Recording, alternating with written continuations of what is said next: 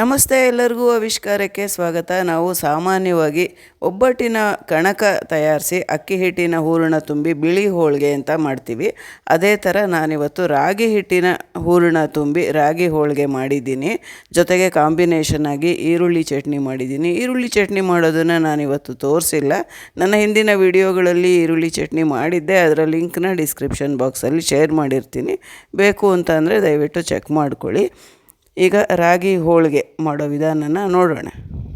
ರಾಗಿ ಹೋಳಿಗೆಗೆ ಮೊದಲಿಗೆ ಒಂದು ಕಣಕ ರೆಡಿ ಮಾಡ್ಕೊಳ್ಳೋಣ. ಈ ಬಟ್ಲಲ್ಲಿ ಒಂದು ಬಟ್ಲು ಮೈದಾ ಹಿಟ್ಟು ತೊಗೊಂಡಿದ್ದೀನಿ. ಈ ಸಣ್ಣ ಬಟ್ಲಲ್ಲಿ ಒಂದು ಬಟ್ಲು ಚಿರೋಟಿ ರವೆ, ಸ್ವಲ್ಪ ಅರಿಶಿನ, ಉಪ್ಪು, ಸ್ವಲ್ಪ ತೆಳ್ಳಗೆ ಕಲಿಸ್ಕೊಳ್ಬೇಕು. ಒಬ್ಬಟ್ಟಿಗೆ ನಾವು ಯಾವ ಹದದಲ್ಲಿ ಕಲಿಸ್ಕೊಳ್ತೀವೋ ಅದೇ ಹದದಲ್ಲಿ ಕಲಿಸ್ಕೊಳ್ಬೇಕಾಗುತ್ತೆ.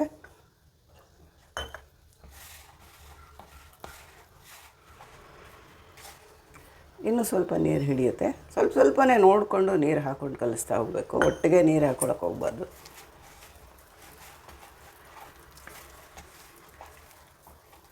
ನೋಡಿ, ಈ ಹದದಲ್ಲಿ ಕಲಿಸಿದ್ದೀನಿ, ಕರೆಕ್ಟಾಗಿರುತ್ತೆ. ಈಗ ಸ್ವಲ್ಪ ಎಣ್ಣೆ ಹಾಕ್ಕೊಂಡು ಚೆನ್ನಾಗಿ ನಾದಬೇಕು ಇದನ್ನು.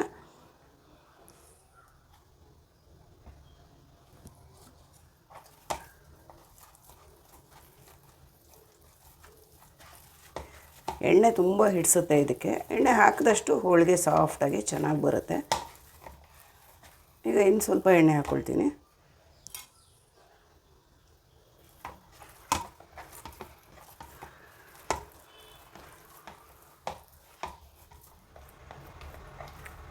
ಚೆನ್ನಾಗಿ ಒಂದು 2 ನಿಮಿಷ ನಾದಿದ್ದೀನಿ.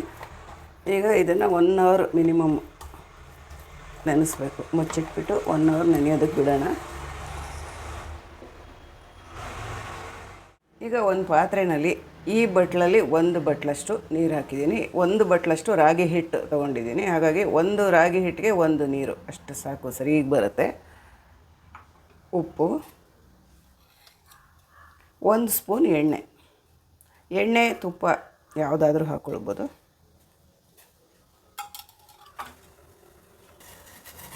ನೀರು ಕುದೀತಾ ಇದೆ. ಈಗ ರಾಗಿ ಹಿಟ್ಟನ್ನು ಇದರಲ್ಲಿ ಸೇರಿಸ್ತಾ ಇದ್ದೀನಿ.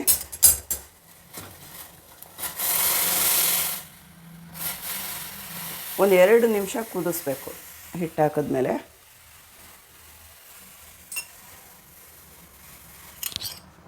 ಈಗ ಕುದ್ದಿದ್ದಾಗಿದೆ, 2 ನಿಮಿಷ ಕುದ್ದಿದ್ದಾಗಿದೆ. ಈಗ ಸ್ಟವ್ ಆಫ್ ಮಾಡಿ ಚೆನ್ನಾಗಿ ಈ ರೀತಿ ಮಿಕ್ಸ್ ಮಾಡಿಕೊಳ್ಬೇಕು.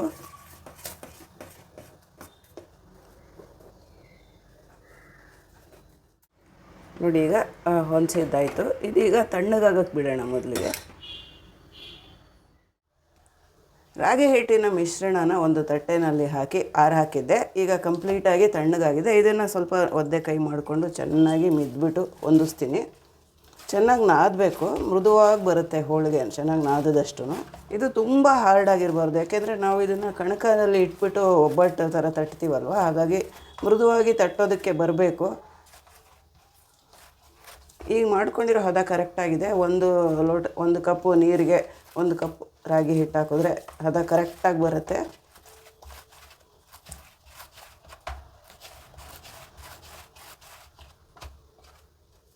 ಹಿಟ್ಟು ಹೊಂದಿಸ್ಕೊಂಡಿದ್ದಾಗಿತ್ತು. ಈಗ ಇಷ್ಟಿಷ್ಟು ದಪ್ಪ ಉಂಡೆಗಳನ್ನು ರೌಂಡಾಗಿ ಚೆನ್ನಾಗಿ ಉಂಡೆ ಮಾಡ್ಕೊಳ್ಳೋಣ.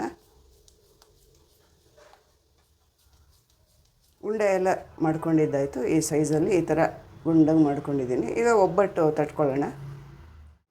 ಕಣಕ ಕಲಸಿಟ್ಟಿದ್ದು 1 ಅವರ್ ನೆಂದಿದೆ, ಸಾಫ್ಟಾಗಿ ಚೆನ್ನಾಗಾಗಿದೆ. ಈಗ ಸ್ವಲ್ಪ ಅದಕ್ಕೆ ಎಣ್ಣೆ ಹಾಕಿ ಇನ್ನೊಂದು ಸಲ ಹೊಂದಿಸ್ಕೊಳ್ಬೇಕು.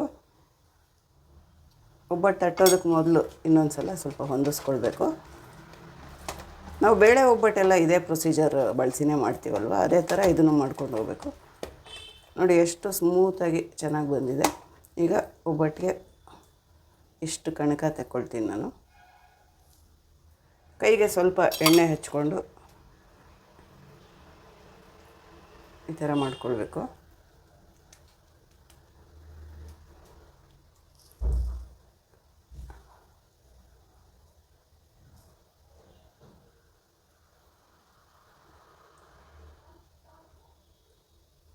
ಕರೆಕ್ಟಾಗಿ ಎಲ್ಲ ಕವರ್ ಆದಂಗೆ ನೀಟಾಗಿ ಸ್ಪ್ರೆಡ್ ಮಾಡಬೇಕು. ಈಗ ನಾವು ಒಬ್ಬಟ್ಟು ಮಾಡೋದಕ್ಕೆ ಬಳಸೋ ಟೆಫ್ಲಾನ್ ಶೀಟಲ್ಲಿ ಮಾಡ್ತಾಯಿದ್ದೀನಿ. ಸ್ವಲ್ಪ ಎಣ್ಣೆ ಸವರ್ಬಿಟ್ಟು ಒಬ್ಬಟ್ಟು ತಟ್ಕೊಳ್ಳೋಣ. ಬಾಳೆ ಎಲೆ ಇದ್ದರೆ ಅದರಲ್ಲೂ ತುಂಬ ಚೆನ್ನಾಗಿರುತ್ತೆ.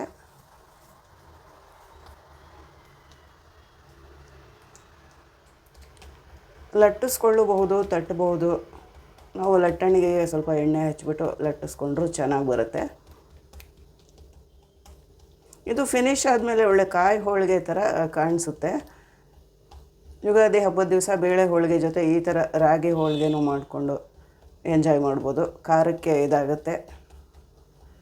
ಇದ್ರ ಜೊತೆಗೆ ಬದನೆಕಾಯಿ ಎಣ್ಣೆಗಾಯಿ ಇರ್ಬೋದು, ಈರುಳ್ಳಿ ಚಟ್ನಿ ಅಥವಾ ಈರುಳ್ಳಿ ಖಾರ ತುಂಬ ಒಳ್ಳೆ ಕಾಂಬಿನೇಷನ್ನು. ತೆಳ್ಳಿಗೆ ದಪ್ಪಗೆ ಅವ್ರವ್ರ ಇಷ್ಟದ ಪ್ರಕಾರ ತಟ್ಕೊಳ್ಬೋದು. ಈ ಎಡ್ಜಸ್ಸಲ್ಲಿ ಈ ಥರ ಇದು ಕಣಕ ಏನಾದರೂ ಈ ಥರ ಬಂದಿದ್ರೆ ತೆಗೆದುಬಿಡ್ಬೋದು. ಒಂದು ಚಾಕು ಬಳಸಿ ನೀಟಾಗಿ ತೆಗಿಬೋದು, ಇಲ್ಲ ಕೈಯಲ್ಲೇ ಕೂಡ ತೆಗೆದಾಕ್ಬೋದು. ಈಗ ಒಬ್ಬಟ್ಟು ತಟ್ಟಿದ್ದಾಯಿತು, ಬೇಯಿಸ್ಕೊಳ್ಳೋಣ. ಹೆಂಚು ಕಾದಿದೆ.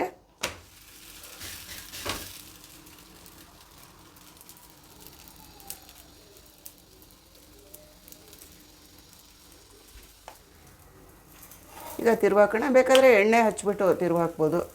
ಈಗಾಗಲೇ ನಾವು ಎಣ್ಣೆ ಸಾಕಷ್ಟು ಬಳಸಿರೋದ್ರಿಂದ ಎಣ್ಣೆ ಹಚ್ಚದೇ ನಾನು ಮಾಡಿದೆ. ಕಣಕ ಕಲಸುವಾಗ ಎಣ್ಣೆ ಹಾಕಿರ್ತೀವಿ, ತಟ್ಟುವಾಗ ಕೂಡ ಎಣ್ಣೆ ಚೆನ್ನಾಗಿ ಹಚ್ಚಿರ್ತೀವಿ. ಹಾಗಾಗಿ ಮೇಲೆ ನಾನು ಎಣ್ಣೆ ಹಾಕಲಿಲ್ಲ.